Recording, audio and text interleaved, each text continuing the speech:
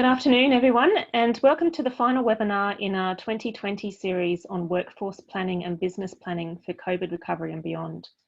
I'm Jane Gaffel from the Clean Growth Choices Consortium, and I'll be hosting today's webinar as part of the Queensland Communities in Transition program. For those of you not familiar with this project, it's a Queensland government-funded program that has been running now for about 2 years. It involves 6 regional communities exploring what the future may hold for them, and then developing a roadmap to help them transition into a more economic, equitable and environmentally sustainable future. The Clean Growth Choices Consortium have been working alongside each of these communities to assist them in this process. The consortium is made up of USQ, JCU, CSIRO and the Eco-Efficiency Group. If you're interested in finding out more about the program and the journey so far for each of these communities, I encourage you to visit the Clean Growth Choices website. The website also houses recording of all our past webinars. Our guest speaker today is Tamilyn Brennan. She is a workforce development consultant based in Far North Queensland and has been working with businesses to strengthen local enterprise and regional economies. Today, she will share her expertise on how businesses can make the most of COVID recovery period as restrictions eased, whilst keeping staff and customers safe. But also she will talk about the benefits and strategies around workforce planning for the longer term. So the format for today's webinar will have Tamilyn speaking for around 30 minutes, and then we'll open the floor to discussing your questions. If you have questions, please fill in the Q&A section at the bottom of your screen at any time. And so a very big welcome to Tamilyn. Thanks, Jane. Hi, everyone. Oh, I don't need to do that because it's already there. Right. As Jane said, I'm going to be talking to you about workforce planning, but... Sorry, Tamilyn, can you just share your screen? It hasn't come up yet. Oh, sorry. Share screen. Here we go. Great, thank you. Right. I'm a technological dinosaur, so that's one of my apologies for today. And the second one is if you happen to hear any inadvertent sounds, it will be because I've got 7 pups and 2 dogs behind me who are a little bit jittery because the litter is quite young. So I apologise if we have a canine cantata, and I'll do everything I can to make it as short as possible. Okay, so today I'm going to give you an overview of what workforce planning is. A summary of how to and where you can get detailed information, discuss a couple of examples of different plans, and look at workforce planning in the context of our current situation with COVID-19 impacts. Workforce planning involves planning for the people who will help your business deliver its products and services to your customers. Similar to business planning, it's a continuous process of identifying the existing skills of your workforce, that's where you are now, desired future skills, where you're going, workforce gaps and strategies and actions to close those gaps, how you'll get there. These strategies and actions can typically include recruiting, training and developing people to meet future needs, managing staffing levels and costs, identifying staff development needs and improving workforce performance, identifying and rectifying skill imbalances early before they impact on productivity, identifying future surplus capability with early management of risk through natural attrition, retraining and outplacement strategies, and planning for new and emerging job roles. The key principles of workforce planning are analysis of current workforce, identifying workforce needs in the context of future business direction, determining the elements of that, that's the skills, capabilities and competencies to reach your strategic and operational goals, and designing policies and strategies to support and guide the achievement of those goals. In short, it's the human resource that you will need to do what you want to do. The purpose of workforce planning is not to decide what you will do in the future. Rather, it's about determining what you can do now to best prepare for the future.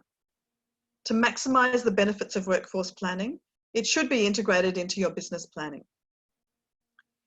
If we're talking about an industry workforce plan, The purpose can be to support structural adjustment, moving to new technologies, digitisation, or realigning activities in response to changing legislative requirements.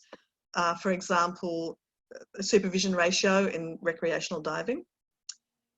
If it's for a region, if it's a place-based workforce plan, it's a little more strategic again, I guess, in some ways, looking at supporting regional development by identifying local skills and the capacity for future skills and how to convert them into business activity.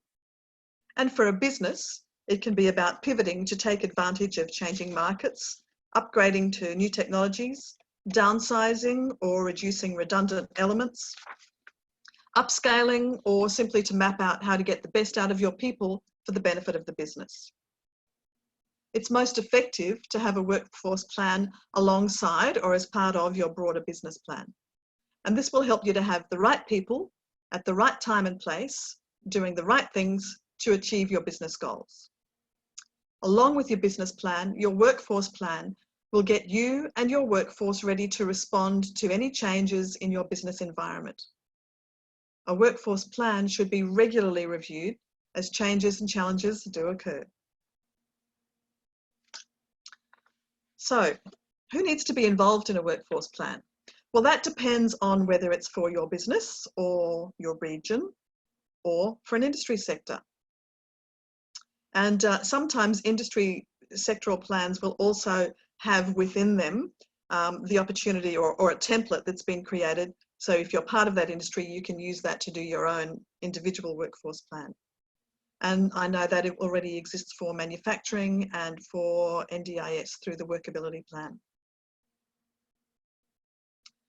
The most complex, I think, are the place-based workforce plans, as they need to take into account all industries in the region, regional workforce dynamics, regional economic plans, local data sources, published data, key stakeholders, and importantly, who will monitor and implement the plan once it's completed.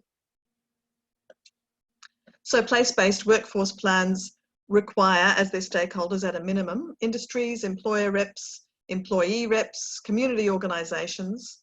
Now that's important because the community organisations are the ones that have got a real handle on who's around at the time and what they might be doing, what sort of ebb and flow there is in the population and their needs. Employer and training providers, education, traditional owners, and the 3 tiers of government. For a business workforce plan, your stakeholders should include management, employees, human resources, IT, finance, union reps, importantly, supply chain partners, trusted established customers, and an industry peak body representative, relevant community organisations, traditional owners again, and government. Sectorally, for an industry, you need industry members, employers, workers and union reps, supply chain representatives, government for legislative compliance and training purposes, and schools for mid to long-term skills development outlooks. You'll find suggestions on who needs to be involved in a workforce plan in the Jobs Queensland Workforce Planning Connect resources, and I will give you a link to those and talk a little bit more about them later in this presentation. But those resources break down the individual workforce plan even further for the internal mix. And an example of that is it talks about needing a diverse mix of management and employees that represent various business levels, functions and locations. Line managers who oversee areas of critical hiring need. Line staff, including both new and those employees who've been with you for a while and have significant experience. It's really important to get the feedback of those people. A mix of age, young and older people, gender, cultural background and declared disability. Dedicated and knowledgeable staff, and those staff that have specific expertise needed to implement a workforce plan. And once again, that's usually your HR, IT, finance, etc. Because it's terrific if you've got this wonderful shiny plan there, but if you don't have the infrastructure in your organisation to deliver that, you've got a challenge. Union representatives also need to be involved in an individual workforce plan, often, and trusted long-term customers. That's really important because you need to understand from your customer's perspective what it is that's important about your business and the people in it. And this, of course, needs to be conducted in a well-managed and confidential environment. But I have never, in my experience, come across a situation where an identified trusted long-term customer has not been keen to be involved in workforce planning, which is, of course, ultimately a very positive experience. It's also useful to have to hand external information that could help define or identify impacts on your planned objectives. Economic data, like local authority and state development information on major infrastructure projects and possible investment injections into your region, could influence what you want to do and the timing of some of your plans. Looking at what the labour market has been like can be useful in terms of the available pool and skills and the capability of people in your area and the capacity for future skilling. Jobs Queensland again undertook a significant research project to provide forecasts for skills and occupations by region and has developed data tools to assist you to get the appropriate information. It's called Anticipating Future Skills and it's easily accessed by the Jobs Queensland website, and later on in this presentation I'll be providing you with a slide that includes that link. Your industry may produce and publish information on what's happening, skilling changes, sectoral changes and compliance requirements that could also impact the skills that you will need to meet the demand and legislation of the future. So, armed with your list of stakeholders and your desktop data, how do you then go about creating your workforce plan?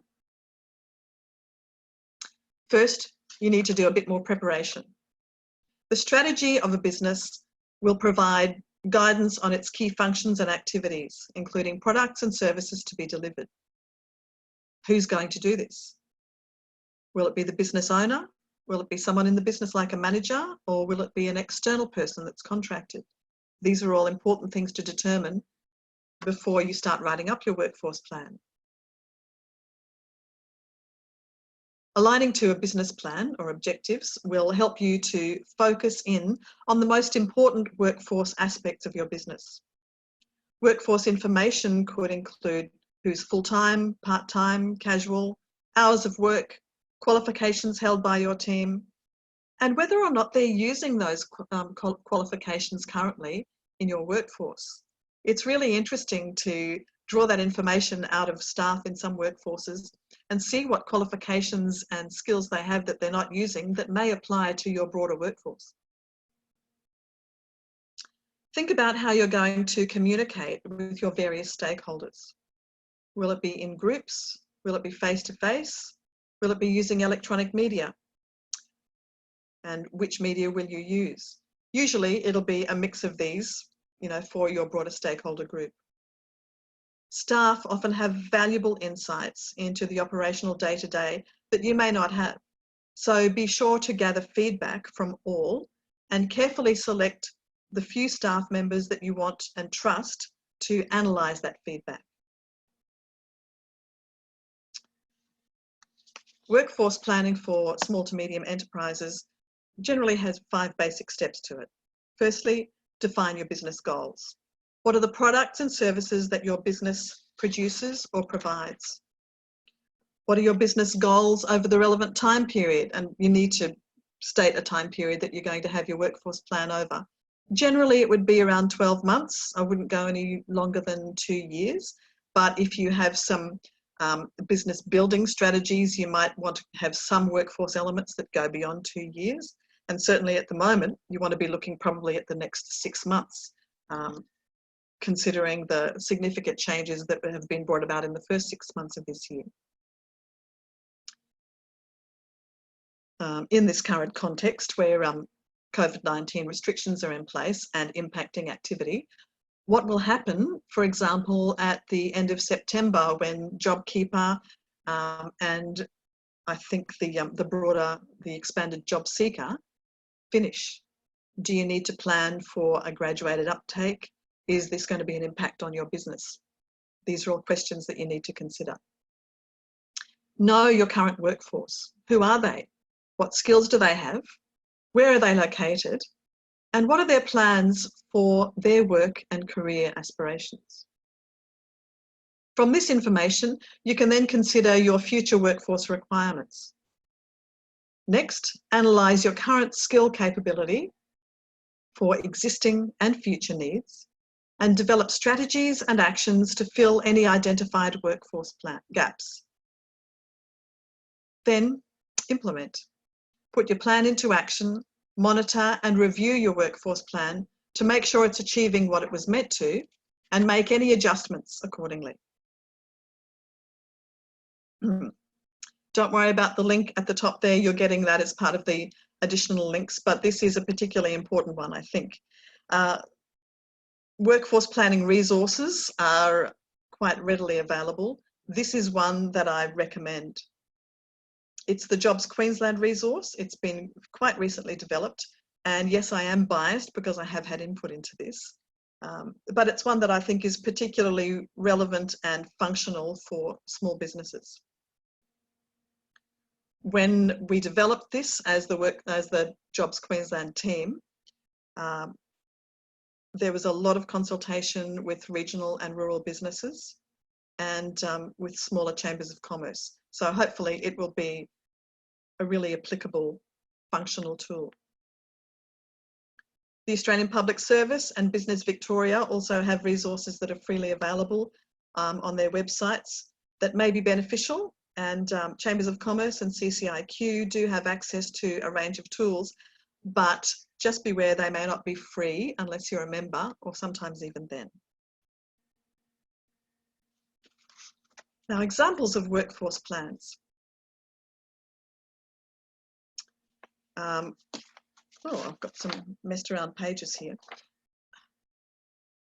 So I'm going to discuss a couple in particular and just a comment on them really.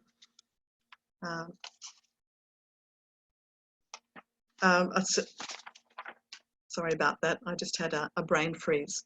I'm going to talk just very, very briefly in summary about a sectoral workforce plan. And then we'll look at a regional or a place-based one. Jobs Queensland has produced a couple of really good examples that are currently being implemented and generating a positive result. The Advancing Manufacturing Skills Report is a skills, training and workforce development strategy that will assist all Queensland manufacturers to develop the workforce skills that they need during time of significant change. So this is probably even more relevant than it was when it was created last year.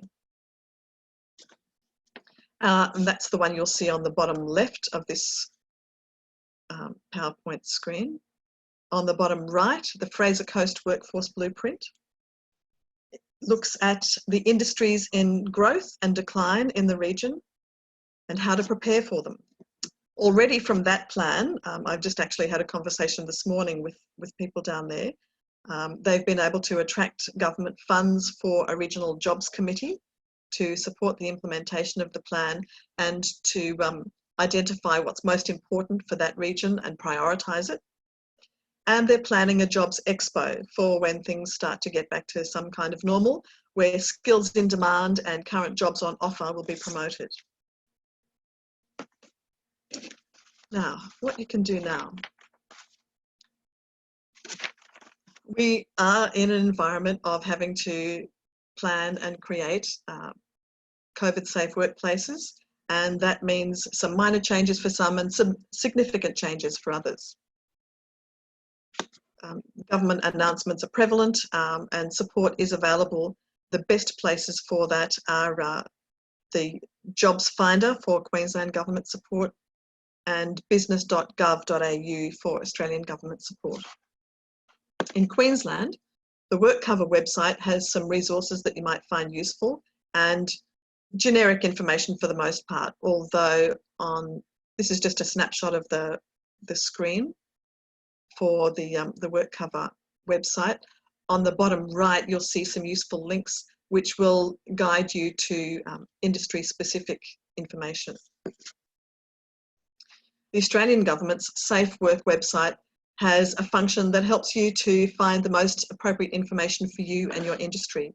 So the graphic on the top right here allows you to choose whether you're an employer or a worker, etc. Another drop-down box is for the sector that you work in, and then there's a list of topics. So I've just chosen some to show you, give you an example of what that looks like in the bottom right here. As a small business in food processing and manufacturing, looking at risk assessment. So I found this quite a useful tool that you don't have to navigate through for ages to find what you want. And I'd recommend looking at both the state and the national information regarding COVID-safe workplaces. So, managing staff in a COVID-19 environment. Many of you will be in the thick of this at the moment. Rostering workers to get the greatest productivity with less staff so that you can comply with things like physical distancing can be much easier if you have a workforce plan that maps your staff skills and capabilities. Who needs to be on site at any one time? Who can support from home? This is when you can really start to realise the value of knowing your workforce in a detailed way. Encourage underutilised staff. This is my recommendation for the day. Encourage underutilised staff to upskill or to multi-skill while you're receiving JobKeeper if you're in that situation. Check out the Job Finder on the Queensland Government webpage for more information. And if you are a restaurant, cafe or other dine-in business, or if you're in the beauty industry, you will have new safety training requirements that can be met through this free online option. So once again, go to the Jobs Finder.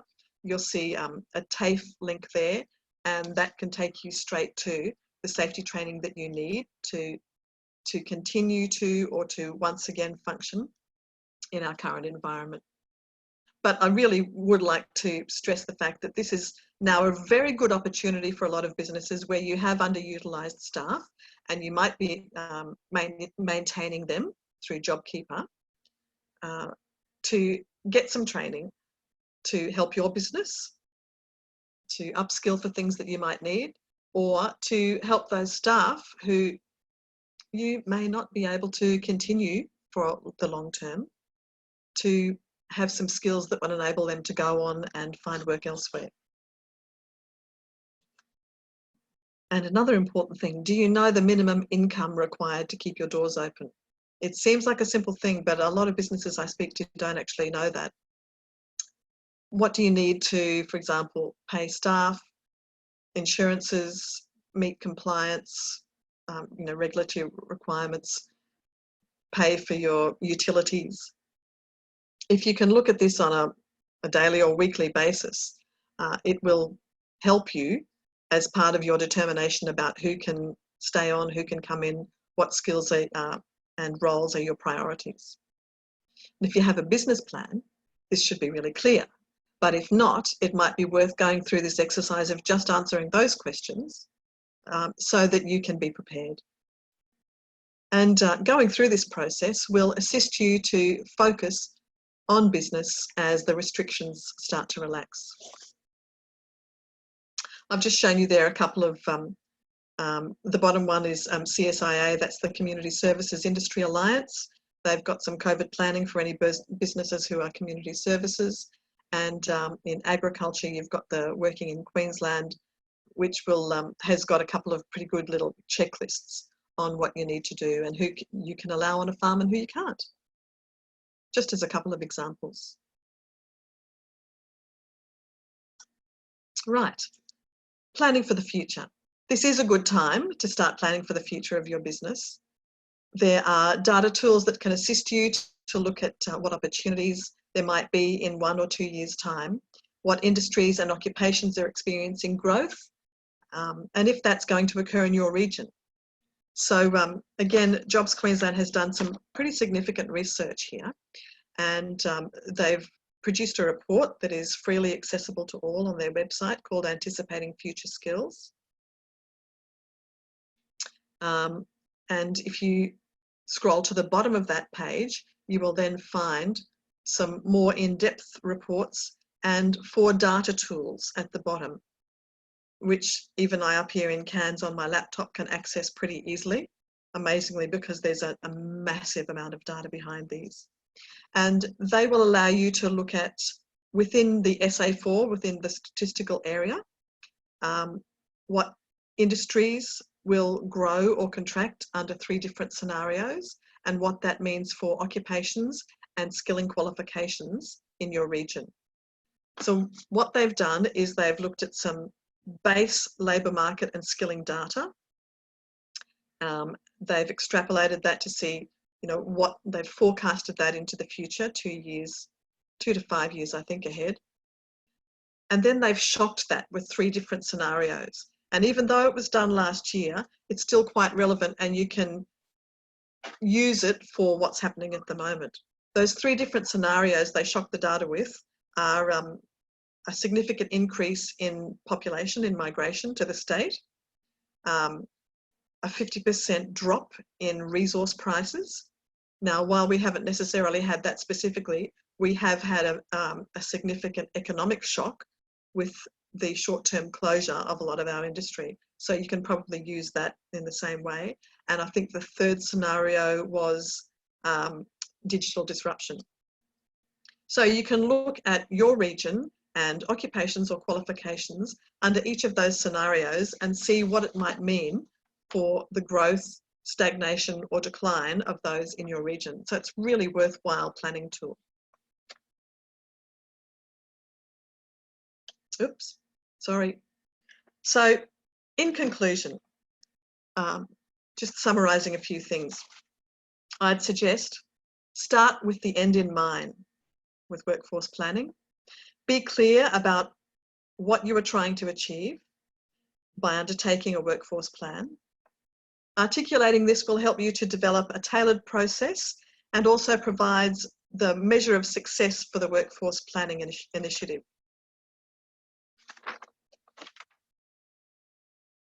Building a workforce plan into your business plan, as I mentioned before, helps to successfully retain staff and be competitive for your workforce. Businesses that align strategic, business and workforce plans are better placed to identify current and future workforce requirements. And aligning these processes also allows workforce decisions which respond to business and industry changes and opportunities, as well as to identify business risks. So you're basing your decisions on a plan rather than reacting to what's happening in the moment. Engage with your key stakeholders, that's critical. Consultation with key business advisors or managers is part of an effective workforce plan. Managers generally have the answers to a lot of your workforce planning questions. Other key stakeholders can include employees and employer representative groups such as unions. Workforce planning supports the right workforce development initiatives. Workforce planning enables an evidence base for decisions about workforce requirements and in particular workforce development strategies. And finally, a workforce plan is not a static document. It needs to be updated and changed as required. Use it as your regular guide, and I'm sure that you'll find it a very useful management tool. So here's a list of the key links that I have drawn from for today's presentation, and I'm sure that I think that you'll be getting, is that right, Jane? Everyone will get this presentation, so you'll be able to have those links. You don't have to hurriedly try and snap them or write them down. Yes, everyone's getting a copy of the presentation. Yes. Okay, that's my presentation for today. Thank you very much, Tamilyn. It was really interesting. And we've got a question here from Penny. Could you comment on the shortage of skilled labour in regional areas? And how that Is there might any more context around that? That's a really broad question, and it probably depends on the region. But from my perspective up here in far north Queensland, shortage of skilled labour often has to do with things that are happening in other regions. For example, we might have some very skilled construction trades people here, but then if a mine opens up to the southwest, we'll see a migration of skilled labour away from that for 1 or 2 years, until they've completed and then come back. So it is, it's a delicate balance to try and manage. And when you're doing a regionally based workforce plan, you really need to look at how you can attract and retain a skilled workforce regardless of some of those peaks and troughs. Does that answer the question? I think it's covering it somewhat. Could you also, the other part of the question was, could you also comment on trying to engage high school kids in the area, in regional areas, and what might be available in their region to avoid the brain drain? Yeah. Oh, so really, before you do that, important. Tamilyn, could you just stop sharing your screen and then? Oh, sorry. That's all right. We'll just get to see your face instead. Thanks. Okay. Yeah. No, it's really important. Education is crucial, and including secondary schools in your region, in your plan, whether it's for your business or for a region, is really important, because schools don't necessarily know what local industry requires unless you engage with them and let them know that. And then again, the level of education, of academic ability within a region can be challenging.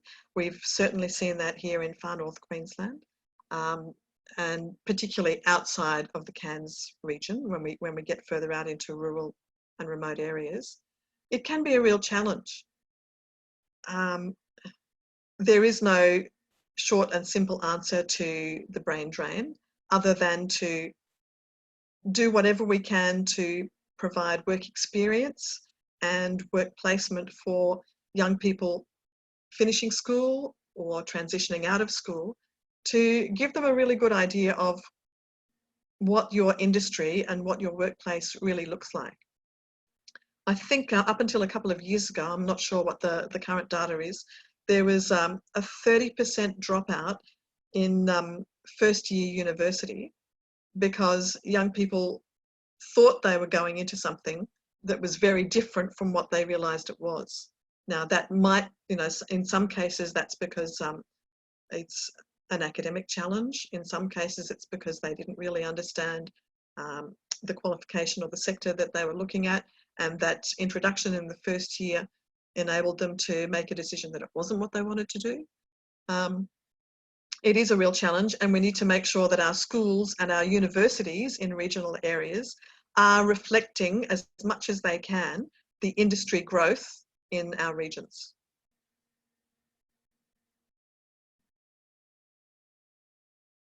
I can't hear you, Jane. That's because I need to unmute. Right, we've had a question from John. One useful strategy for employees is to think of type. For example, it could be useful to think, do I need how many full-times or X full-times or Y part-time or Z casual or a contractor or fixed term? This can be cost effective depending on the overall business planning. Do you agree with that? Yes, absolutely. Yeah, you need a mix. You can't have, well, depending on your business, but most businesses can't just have all full-time or all casual. And of course, the issue with casualisation is that you have a less secure workforce then. It can be good for the business in, to be able to flexibly adapt to your environment. If you, for example, at the moment, when in hospitality, when you may not need a whole lot of people, but that also has an inbuilt risk, because it means that if those people aren't getting enough hours, they can look elsewhere. So yeah, a good mix is very important. That's all the questions that we have. If anyone wants to put any questions, you've got one last chance to do that. I just, in terms of the sectoral plans, are they all available on Jobs Queensland website? If you're in the manufacturing industry and you want to access the sectoral plan, do you go to Jobs Queensland website to get that plan so you can see how you can use it? Jobs Queensland website has plans that they have been asked to develop for sectors. So there are a few there, but you're best to go to your peak industry body's website and have a look there and see if there So not all of the industry sectors do have a workforce plan, unfortunately, or some of them do, but they don't publish it. But there are others that are a bit more forward-thinking and want to be helpful to their individual members who do. So I know that two that are on the Jobs Queensland website that we've worked on, or the team has worked on, are the advanced manufacturing one. And there's also an example there that will show you what a combination of an industry and a sector one is, because they've focused in then on advanced manufacturing in the Ipswich area, which has been very specific and has been part of enabling that region to access some really significant manufacturing contracts. And then there's the workability one, which is NDIS, aged and community care. Yep. Okay, so try your peak industry body first and then First, go from there. Yep, excellent. I think that's all the questions. I'll just share my screen again. Right.